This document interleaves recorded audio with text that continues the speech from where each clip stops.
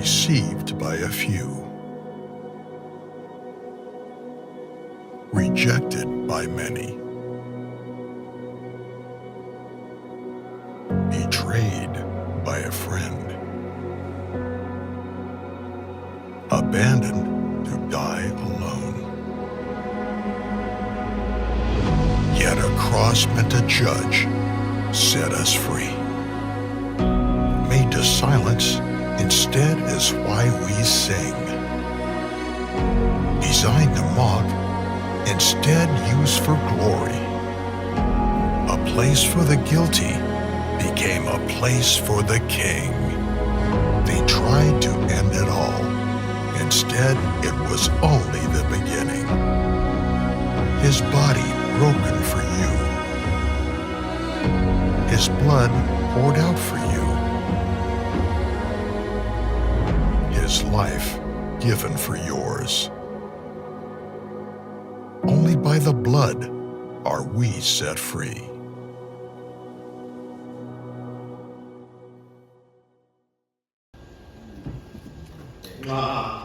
Eplanela del Pasika della 2025 nella migama labakhona phakathi kwamagama uThixo abasebenzi kwiPasika.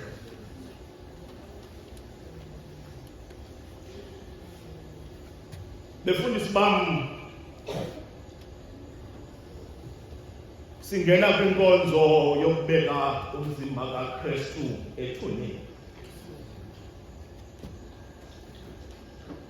Le nkonzo ibukeka njengenkonzo engabalulekile kangako kwabanye abantu. Kodwa nxa ungumKristu, you need to understand ukubaluleka kwale nkonzo. Ngoba abantu abaningi ziwuthu inkonzo ezibukeka ngathi zibalulekile kubo. Inkonzo yamazwi asikhombisa yokubethelela kukaJesu. Besibonile ukuthi bekugcwele ngendlela emangalisayo. Kungekho nento yokuhlala. Eyesibili inkonzo ebukeka ngathi ibalulekile inkonzo yovuko. And they miss inkonzo yokubekwa komzimba kaKristu. Ngoba angeke omama ekuseni Sunday bathi uvukile enhloko yabakholwa. So vuka nathi thina esikholwayo ingaphambi lenkonzo yabakholwa. Kumele iqale kube khona lenkonzo yokubeka umzimba kaKristu. Khamele ethandwa ndini nakuThixo.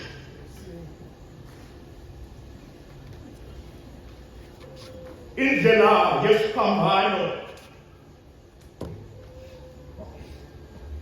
inama-stage awu-14. Indlela yesiphambano ngeke ngiwachaza ukuthi u-stage 1 uYesu bekuphi, u-stage 2 uYesu bekuphi. Kodwa allow me ngithethe ngalama-stage okugcina, u-stage 13 no-stage 14. Lapho sikhona manje. Khamele ethandwa ndini nakuThixo. U-stage 13 ukothulwa komzimba kaKristu esiphambanweni. U-stage 14 ukubeka umzimba kaKristu ethuneni.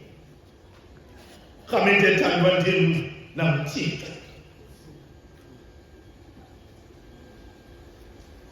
Ngivumelekile bafundisi kubeka ivesi.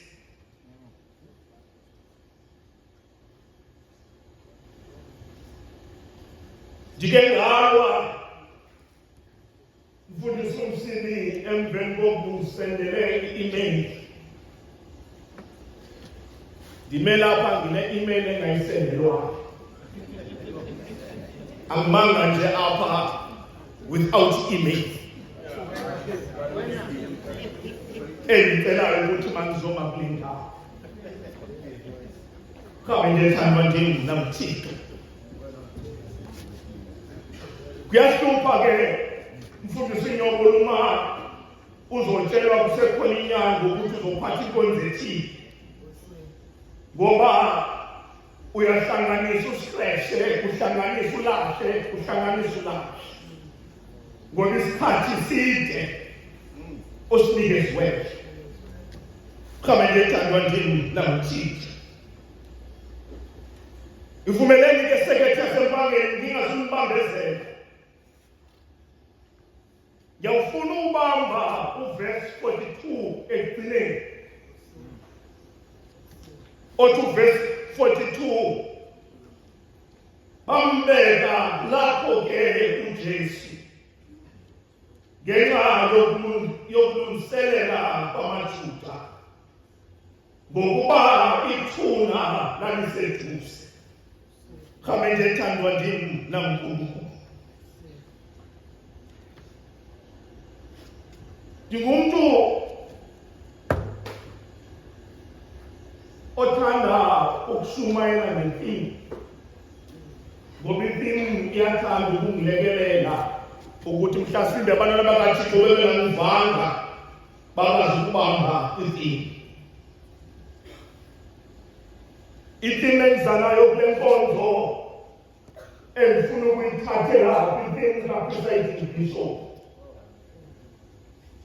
Impilo kaPresiding Bishop ethi becoming an alternative community.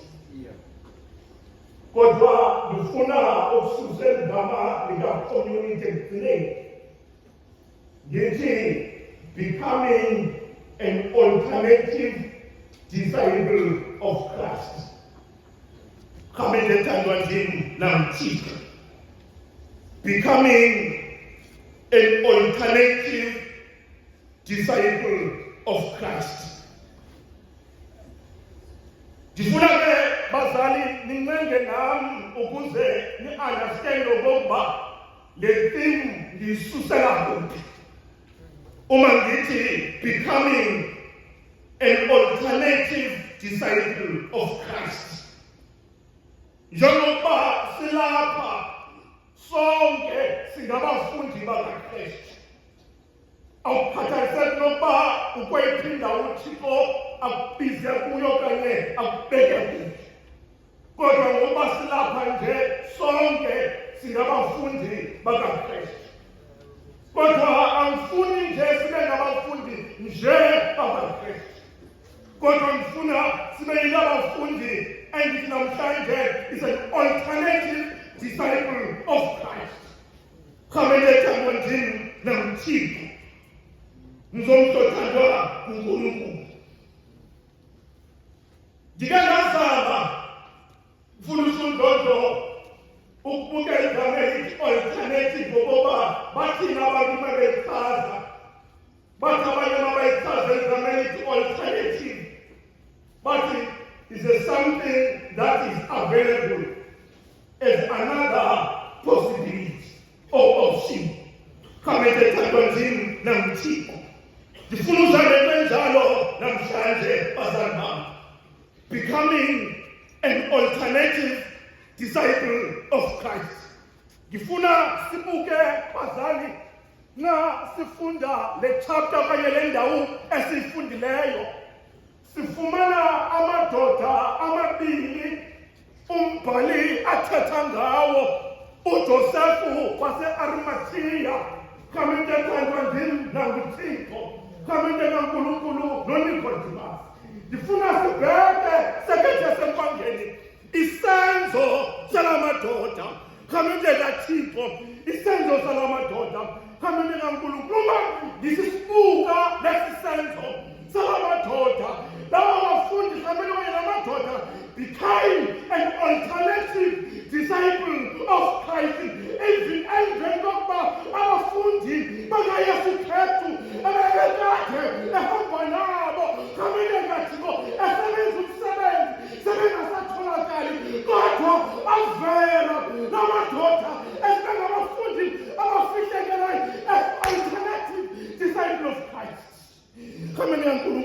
ngisosho njalo namhlanje ngifuna ukuthi silethe sempangeni noma kamele kaThixo uThixo singamfeyila nangayiphindela kodwa uThixo uzoba nabantu azobaveza kamele kaThixo as alternative ukuze baphumelelise umsebenzi wakhe. Kamele thana nje mnankulunkulu uzomthela uNkulunkulu ngifuna ke sekeleza mpangeni uma ngizoyenza uma ayeke umbhale namhlanje lamadoda amabili abheka kuPilato kamele uNkulunkulu awuphela isidumbu sika Yesu Kristu.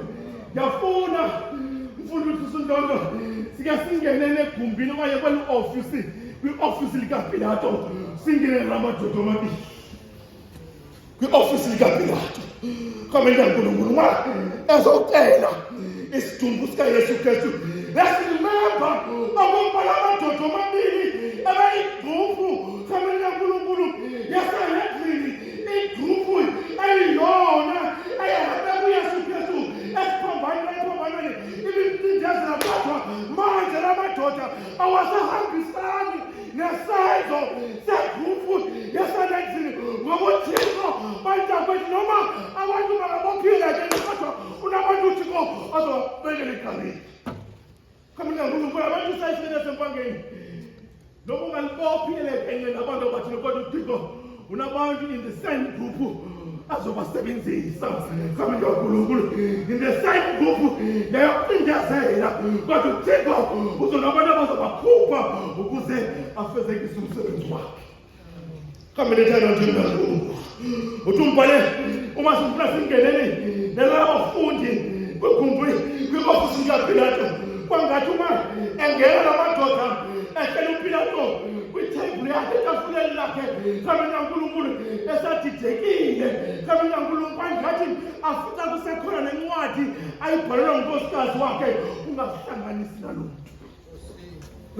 muntu kwaba lula kuPilato ngokuba avume ukuba isidumbu sika Yesu Kristu asinikele kulamadoda ngokuba ayosikhipha okanye ayosithula esiphambanweni because kamele uNkulunkulu lamadoda enze umsebenzi ubungalindelekile. Kamele uNkulunkulu ngoba uthi uyakwazi ukusebenzisa abantu bakhe noma kamele seleke sempangeni we can fail God but God uzoba nabantu abazovusa within isekethe sempangeni. We can destroy abantu abakade but uNkulunkulu uzokwazi ukuthi revive okanye avusa abantu abazokwazi to fulfill umsebenzi wakhe. Kamele uNkulunkulu uThixo wethu njalo kamele uNkulunkulu uThixo wethu njalo. Ngifuna ukukhuluma an alternative disciple. Uma sikhuluma nge-disciple kamele uNkulunkulu uthi noma ikhuluma nge-disciple, a discipleship is a call of self-giving.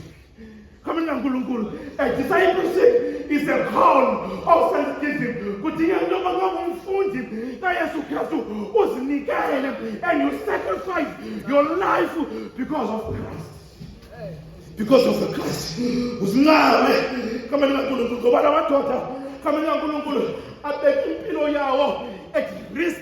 Lamadoda abengabulawo because lamadoda lana asabotage i-decision ibithathiwa kodwa lamadoda aphumele egaleni. Kodwa ngifuna ukuthi umuntu ongumfundi kaNkulunkulu kamele uNkulunkulu uyaphuma egaleni azimele asacrifice impilo yakhe noma kungenzeka ntoni impilo yakhe kodwa uma elimele iqiniso emelinyana. Inkinga ibandla likaThixo lesifa nje sekede yasempangeni ngamakholwa ngafuna ukuyimenya. Ngamakholwa ngafuna ukuyimenya. Kamele uNkulunkulu noma singangayimeli inyalo kodwa uThixo uzoba nabantu azobaveza inyalo. Kamele uNkulunkulu nabantu uNkulunkulu azobaveza abazomela inyalo sekede yasempangeni. Uma lamadoda sephuma kamele uNkulunkulu ngifuna sibhekele manje entabeni lapho uYesu umzimba kaYesu Kristu ubeke khona esiphambanweni. Let's remember ngokuba isikhathi lesi kamele awenza lo msebenzi because kujapwa usuku lesabatha lungaqali. Kamele uNkulunkulu uma lamadoda esephuthuma lo msebenzi kodwa lamadoda awayibhekanga indaba yokuba kamele uNkulunkulu lesabatha ngoba ngexesha lamadoda kamele uNkulunkulu akumele ukuba ubambe isidumbu because xa ubambe isidumbu kamele uNkulunkulu uyazingcolisa kumele into yokokuba kube khona iperiod ethile ozoyihlala ukuze uhlanjululwe kambe kaNkulunkulu. Kodwa la madoda abe prepared okokuba abe unclean for our Christ. Kambe kaNkulunkulu kuzodingeka amakhona abazawazi njalo azomela uKristu noma kunzima. Kambe kaNkulunkulu abe prepared ukuba unclean. Kodwa labafundi lamadoda ngabafundi bebeyisecret la, bebemsebenzela uKristu besecret, beqashile bengafuni ukuphumela obala. Ngoba uNikodimasi uke wahamba ngenye imini ebumnyameni eya kuYesu Kristu. Kambe kaNkulunkulu kodwa manje uyazinama, uyazigela. Kambe kaNkulunkulu ukuthi noma uKristu engasekho ngizomela uNkulunkulu, ngimmele uthathe umzimba wakhe siubeke ethuneni. Kambe kaNkulunkulu uma bewuphula esiphambanweni umzimba kaYesu Kristu, imagine nginomfanekiso ngqondweni lamadoda uma uthula umzimba kaYesu Kristu.